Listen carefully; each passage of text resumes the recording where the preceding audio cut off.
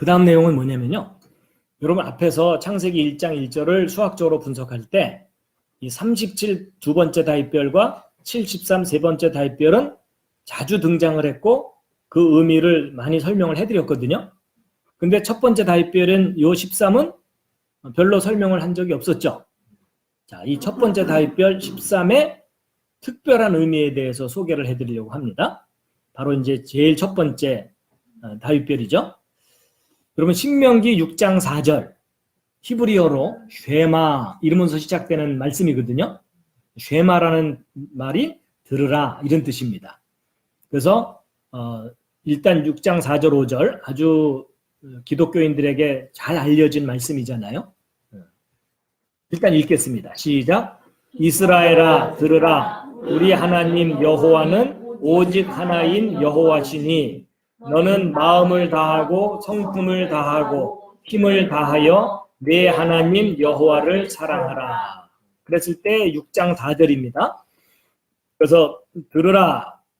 그러니까 히브리어로는 쉐마 이스라엘 야훼 엘로헤누 야훼 에하드 이렇게 돼 있거든요. 그래갖고 이제 영어로 제가 위에 써놨습니다. 들으라 이스라엘아 야훼 우리 하나님은 한 분이신 야훼시니 이렇게 돼 있는 거예요. 그런데 요 문장 6장 4절의 요 문장의 숫자 값은 요 6개의 숫자 값을 더하면 되겠죠. 아니 여러분 보고 더하라고 안 할 테니까 근심하지 마세요. 이미 더해놨어요. 그게 1118이거든요. 근데 요 숫자는 재미있게도 13 곱하기 86으로 분해가 돼요. 근데 이 13과 86이라는 요 숫자는요. 어떤 의미를 가진 단어의 숫자들일 수 있냐면 에하드가 하나라는 뜻이거든요.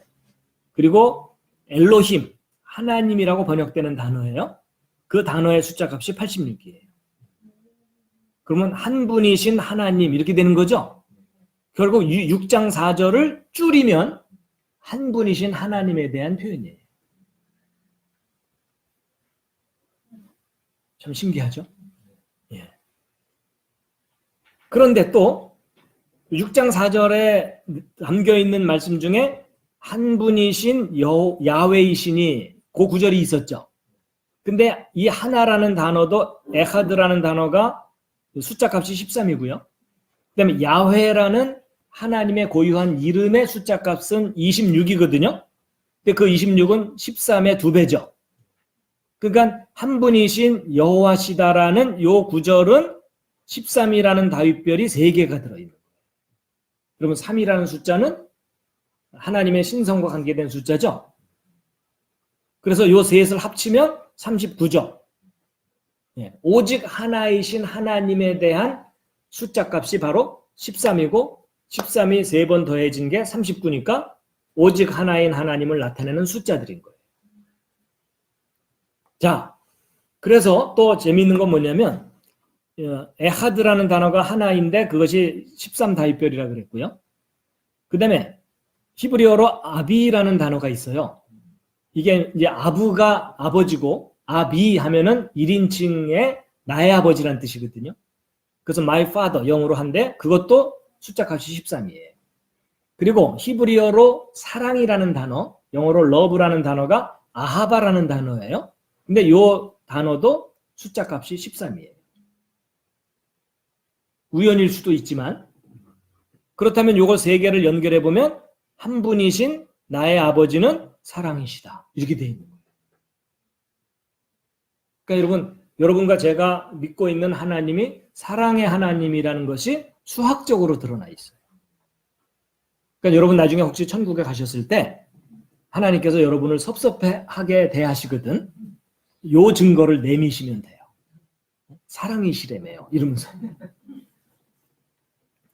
그래서 이제 지금까지 이렇게 앞에 내용을 이렇게 정리해 보면 첫 번째 다윗별인 13 다윗별은 한 분이신 하나님을 상징하는 다윗별이구나라는 것을 짐작하실 수 있겠죠. 네. 자, 그 다음에 이제 더 놀라운 게 있어요. 자, 다 함께 읽으시겠습니다. 예, 까만 건 글씨고 하얀 건 바탕이고. 예. 여러분 이게요. 요한복음 1장 1절이에요. 그러면 신약 성경은 헬라어, 그리스어로 기록되어 있다고 하죠. 예, 요한복음 1장 1절에 그리스어 기록이에요. 이걸 영어로 번역한 게 이거고요. 우리말로 번역하면 이렇게 돼요. 함께 읽겠습니다. 시작. 태초에 말씀이 계시니라. 이 말씀이 하나님과 함께 계셨으니 이 말씀은 곧 하나님이시니라. 예, 여러분 이제 우리말 성경은 말씀으로 번역했지만요. 헬라어 원문은 로고스예요. 이 로고스에서 파생된 말이 로직. 로직이라는 말이 논리적이다 그런 뜻이죠. 예, 그래서 여러분 말과 소리는 무슨 차이가 있죠? 소리는 뜻이 없을 때가 소리고 말은 의미를 가질 때가 말이에요. 그렇죠? 예. 그러니까 의미를 알 수 없는 어떤 사운드, 이게 소리가 그거죠. 예. 근데 여러분 로고스는 다른 의미로는 진리라고도 할 수 있어요. 어떤 메시지를 가진 말이에요. 소리, 메시지를 가진 소리. 그렇게 되거든요. 근데 여러분 요한복음 1장 1절 이제 헬라어인데 여러분 헬라어도 알파벳에 숫자 값이 있다는 걸 말씀드렸죠. 그래서 예수수, 예수님의 이름인 헬라어 예수수의 숫자 값이 얼마였다고요? 888이었던 거 기억하시죠? 그래서 이제 요한복음 1장 1절도 요 알파벳의 숫자 값을 요 표에서 찾은 다음에 다 더하잖아요. 그러면 요한복음 1장 1절에 고유한 숫자 값이 나와요. 창세기 1장 1절처럼. 그게 얼마냐면 3627이에요. 근데 요 숫자가 또 평범한 숫자가 또 아닌 것이 39 곱하기 93으로 분해가 돼요. 여러분, 요 숫자를 보면은 뭔가 떠오르는 게 있으셔야 돼요. 앞에서 37, 73, 19, 91. 이게 뒤집은 수 관계 기억나시죠? 그와 똑같은 패턴을 갖고 있어요. 예. 그렇기 때문에 39는 13을 3번 곱한 거고요. 93은 31을 3번 곱한 거죠. 예. 이렇게 돼 있어요. 그러니까 이 39는 일단 13 다윗별 3개를 더한 거죠. 이건 유일하신 하나님에 대한 표현이라 그랬죠. 오케이. 자, 그런데 이 93은 93보다도 이 13을 뒤집은 게 31이죠. 요 두 숫자를 곱하잖아요. 그러면 무슨 곱한 숫자가 403이거든요. 근데 이 403이라는 숫자는 어디서 많이 발견되는 숫자냐면요. 창세기에 하나님께서 천지창조하실 때 반복되는 내용 중에 하나님이 가라사대, 하나님이 가라사대, 또 다른 번역은 하나님이 이르시되, 말씀하시되 이렇게 돼 있죠. 그래서 하나님이 말씀으로 창조하셨다 이런 거 나오죠. 바로 그 구절이에요. 하나님이 말씀으로 창조하셨다. 단지 명령하는 것으로 모든 존재를 나타나게 하셨다. 그런 의미거든요. 그래서 이제 히브리어로는 와이케라 엘로힘 이렇게 돼 있어요. 네. 그래갖고 여기 403이 바로 그 숫자예요. 그러니까 요한복음 1장 1절이 태초에 말씀이 계셨고 그 말씀이 이 세상을 창조하셨다 이런 내용이잖아요. 근데 창세기 1장에 나오는 하나님이 말씀하셨다는 것과 통하는 말씀이다. 그 다음에 요 93은요. 어떤 단어들과 관계된 숫자냐면요. 헬라어로 사랑이 아가페거든요. 그리고 뜻, 하나님의 뜻 그럴 때 텔레이마거든요. 여러분 그래서 텔레파시 이런 말 들어봤죠? 그게 바로 이제 이 단어와 관계된 단어예요. 텔레이마.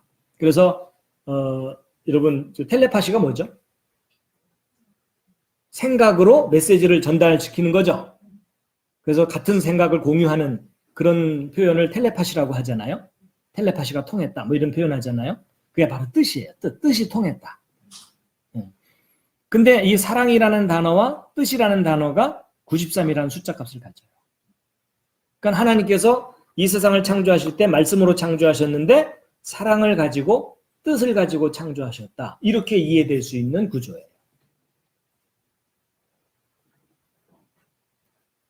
아니 제 생각에 동의 안 하셔도 괜찮아요. 그래서 어쨌든 이제 요한복음 1장 1절의 숫자 값은 얼마라고요? 3627. 네. 이것은 영원히 변하지 않는 고유한 숫자 값이에요. 자, 근데 이제 정말 놀랄 만한 게 이거예요. 여러분, 이 삼각형은 창세기 1장 1절을 나타내는 73번째 삼각수 2701 삼각형이에요.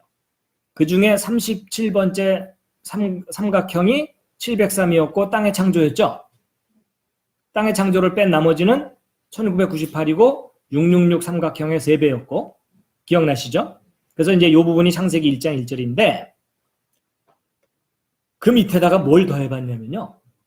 요한복음 1장 1절의 숫자 값이 3627이었죠. 근데 2701에다가 그 다음에 요한복음 1장 1절의 숫자 값을 딱 더하면은요. 놀랍게도 2701에다가 3627을 더했으니까 6328이거든요. 근데 이 숫자가 평범한 숫자가 아니라요. 112번째 삼각수예요.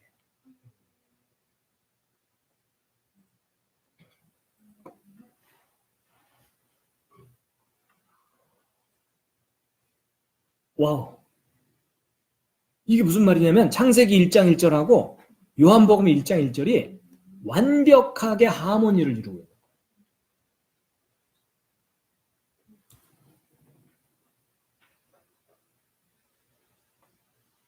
그런데 112는요. 73에다가 39를 더한 거죠. 그러니까 이 39단을 더 쌓은 거죠. 근데 39는 아까 얘기한 대로 13 다윗별 3개를 더한 값이었죠. 유일하신 하나님을 표현하는 거라 그랬죠. 그러니까 창세기 1장 1절에 천지 창조하신 그 하나님과 요한복음 1장 1절에 태초에 말씀이 계셨고 그 말씀이 곧 하나님이라는 그 하나님이 같은 분이라는 게.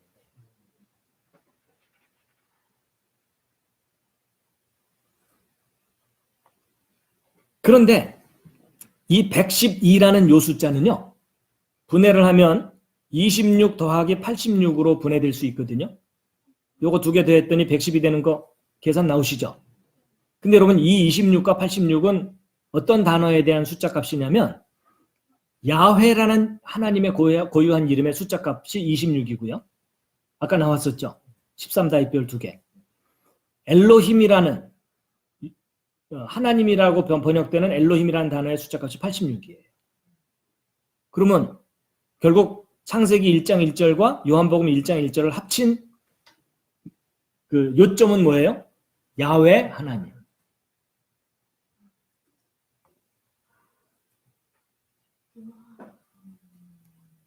한 분 하나님이란 뜻이에요. 야훼로 표현된 그 하나님과 엘로힘이라고 표현된 그 하나님이 같은 하나님이다.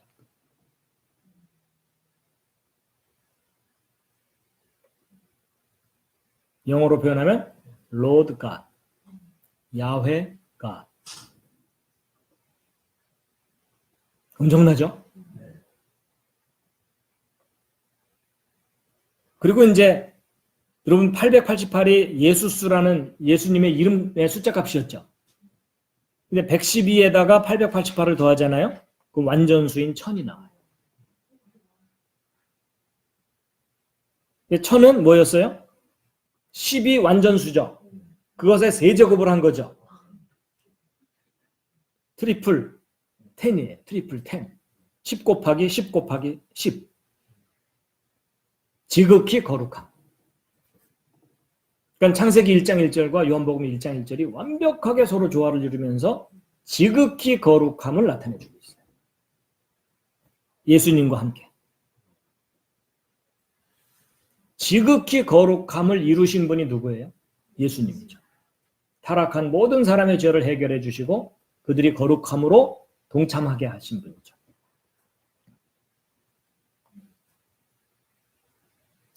하나님께서 수학을 잘 하시는 거 알겠죠? 잘 하시는 정도가 아니라 수학이라는 영역을 창조하신 분이세요.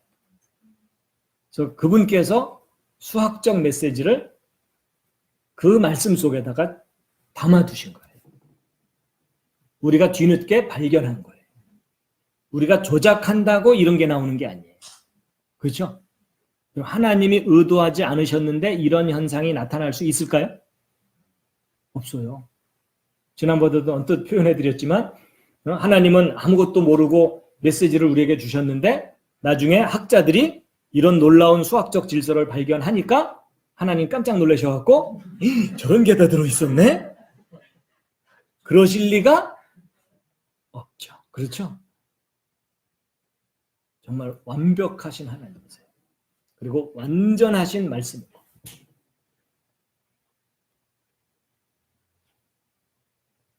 여러분 지난번에 헬라어로 예수스 크리스토스의 숫자 값을 더한 값이 2368이라 그랬죠.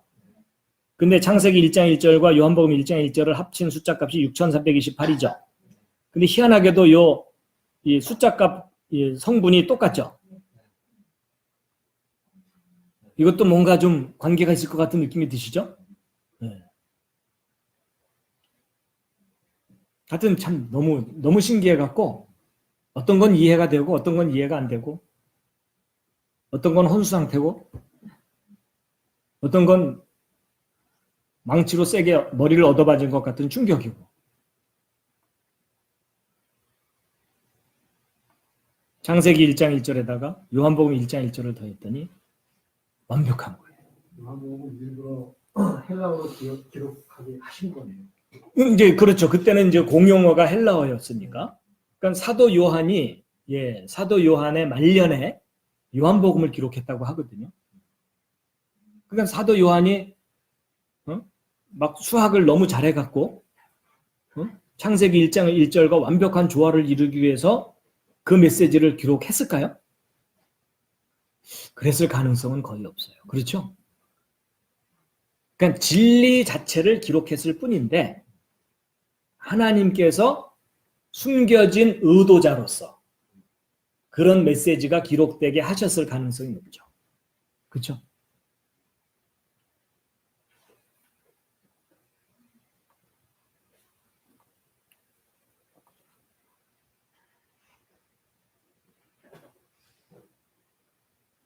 구약 성경의 가장 기초가 되는 말씀인 창세기 1장 1절이 완벽한 기록이에요.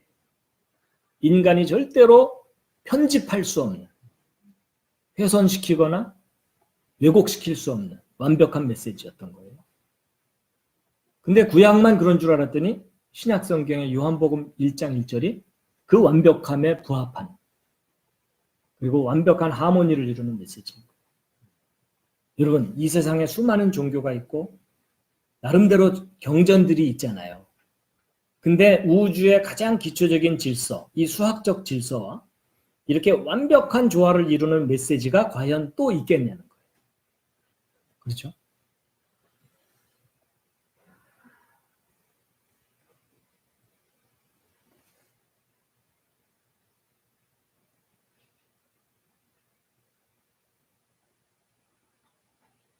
어찌 보면 지난 3주간 동안 이 창세기 1장 1절과 관계돼서 수학적인 이 분석을 한 이 내용은요. 기독교인들에게 정말 기쁜 내용이에요. 본인들의 신앙에 가장 기초가 되는 말씀이 가장 튼튼한 메시지예요. 가장 절대적인 메시지. 인간이 허물 수 없는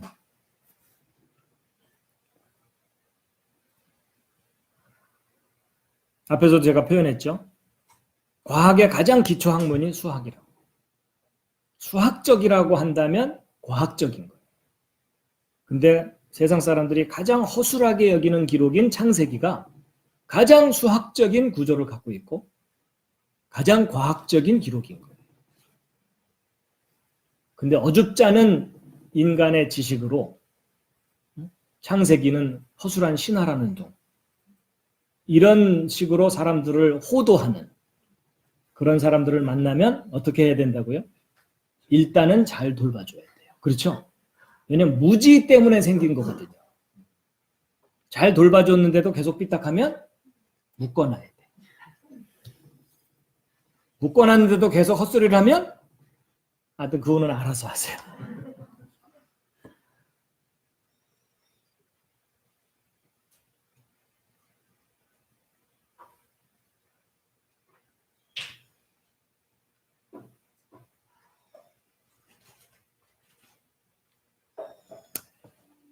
시편 19편 7절 함께 다시 읽겠습니다. 시작. 주의 율법은 완전하여 혼을 회심시키고 주의 증언은 확실하여 단순한 자를 지혜롭게 하며 어리석은 자를 지혜롭게 하며. 여러분, 이 세상은 수시로 변합니다. 그렇죠? 유행 따라 변하고 사람들의 관심에 따라 계속 변하죠. 근데 변하는 세상 속에 영원히 변하지 않는 게 무엇일까요? 하나님의 말씀, 진리입니다. 절대적 진리입니다. 우리는 불완전한 세상 속에서 늘 힘들게 상처받고 실수하면서 살아요. 그렇죠? 그렇지만 불완전한 세상 속에 우리를 거룩하게 하는 것은 뭘까요? 말씀입니다. 그렇죠? 하나님의 완전한 말씀, 기준이 되는 말씀. 타락한 세상 속에서 그리스도인들이 고난을 받는 이유는 말씀 때문에. 그렇죠? 예, 하나님의 말씀을 지키려고 하니까 고난을 받는 거죠. 자기가 띨띨해서 어려움을 겪는 건 고난이 아닙니다. 그냥 고생이에요. 그냥 고생. 진리를 지키려다가 어려움을 당하는 게 고난이죠. 그렇죠? 예, 그러니까 여러분, 누가 조롱을 하더라도 현혹되지 마시기 바랍니다. 여러분과 저는 정말 확실한 진리를 붙잡고 있습니다.